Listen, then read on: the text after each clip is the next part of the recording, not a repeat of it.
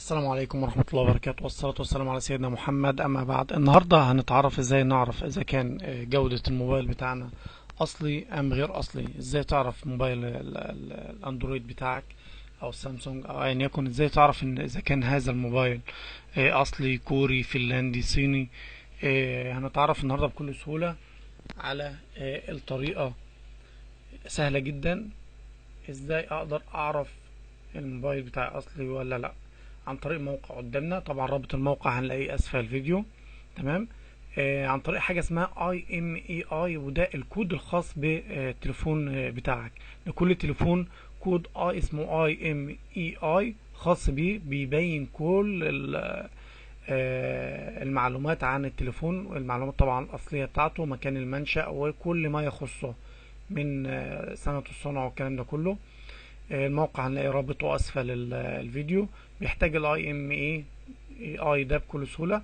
انا لو ازاي اجيب الاي ام اي بتاعي بكل سهوله، بقوم كاتب زي ما احنا شايفين قدامنا دي كده في التليفون بتاعي. تمام. بكتب نجمه شباك 606 شباك. تمام. مجرد ما اضغط اطلب الديل ده الاي ام اي ده، بيجي لي الاي ام اي بتاعتي الخاصه بيا، هي زي ما انا شايفها كده قدامي. تمام. طيب، انا كده جبت الاي ام اي. طب انا عاوز اعرف في نقطه مهمه كده عاوزين نعرفها من الرقم اللي قدامنا ده. الرقم اللي قدامنا ده، لو انا اخدت بالي من سابع او تامن، من السابع والثامن عندي، اللي هو واحد اتنين تلاتة اربعة خمسة ستة، السابع والثامن هنا. تمام. السابع والثامن هنا لو هو صفر صفر، تمام، ده يدل ان هو على من السبعة والثامن اللي هم هنا، اللي هم عندنا صفر وخمسة. لو هو صفر صفر، ده دليل ان التليفون عندي من المصنع الاصلي للشركة نفسها. تمام. لكن هو عندي صفر خمسة. تمام. طيب، لو من صفر لواحد لغاية واحد او عشرة، انا عندي هنا من صفر لخمسة، صفر خمسة. يبقى من صفر خمسة لغاية واحد عشرة أو عشرة، ده معناه إن الجوال صناعة فنلندية ذو جودة عالية. يبقى أنا التليفون بتاعي صناعة فنلندية ذو جودة عالية، لأن أنا من صفر خمسة لعشرة. يعني من صفر خمسة لغاية واحد صفر اللي هو عشرة يعني، ده معناه إن أنا الجوال بتاعي فنلندي ذو جودة عالية. يبقى صفر صفر يبقى في المصنع الأصلي لأفضل جودة ممكنة. من صفر واحد لغاية واحد عشرة، ده معناه ان الجهاز صناعة فنلندية جودة عالية. تمام. طيب، لو من صفر، اذا كان رقمين، اذا كان رقمين زيرو خمسة او خمسين. تمام.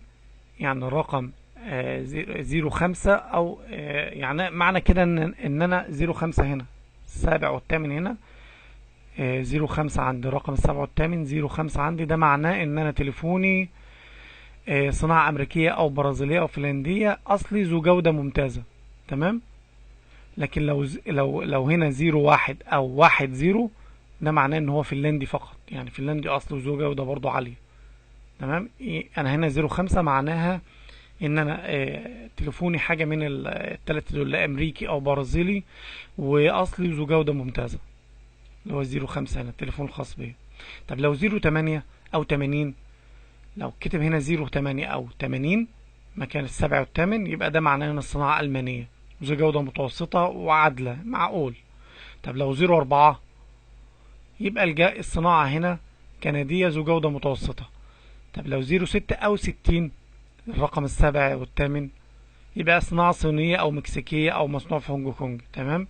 أما لو زيرو تلاتة أو تلاتين، يبقى الصناعة صينية بجودة مقبولة. لو 02 أو 20، يبقى الصناعة إماراتية وبجودة سيئة. أما بقى لو 13، فمعناه كان إن هو صنع في أذربيجان وبشكل خطر الإنسان ويجب الحذر منه. تمام. كلام جميل. يبقى الرقم السابع والثامن ناخد بالنا منهم. وطبعا هنلاقي في الديسكريبشن طبعا هنلاقي ان شاء الله الارقام دياتي، وكل رقم بيدل على ايه. يبقى نخلي بالنا من الرقم السابع والثامن. طب انا الموقع ده بقى هخش مباشرة اكتب عليه الاي ام اي بتاع الخاصين بيا كده. هحاول اكتبهم هنا. 3. طبعا انا كنت كاتبه غلط، فكتبته صح اهو. هعمل تشيك. تمام. بيعمل عملية فحص دلوقتي للموبايل بتاعي. تمام. الموبايل زي ما قلنا سامسونج براند. تمام. آه كل حاجة، كل المعلومات عنده دلوقتي. ده كل المعلومات عنده. تمام. البراند سامسونج معنى كده ان هو اصلي. وزي ما قلنا الارقام هنلاقيها اللي هي السابع والثامن. تمام. هنلاقيه ان شاء الله اسفل الفيديو. ولو في اي استفسار تحت امركم. والسلام عليكم ورحمة الله وبركاته.